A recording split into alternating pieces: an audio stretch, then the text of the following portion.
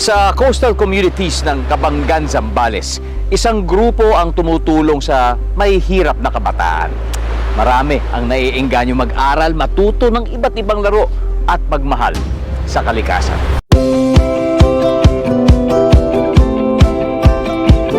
Yung Aling Araw Eco Village, ito ay ang aming way para maging isang circular economy within our community. So yung plastic po na nakokolekta namin from the community na clean, segregated, ginagamit po namin sa Eco Village namin. So meron po kaming small recycling facility. So yung mga PET bottles po naka-storage po sa amin. Tapos po yung mga plastic sachet, meron po kaming panggiling. So ginigiling po namin yung mga sachet na nakokolekta namin. Yung sachet po na yun, yung gusto po namin simulan ng project ay yung gagawa kami ng mga unan na ang mananahi po ng mga magulang po.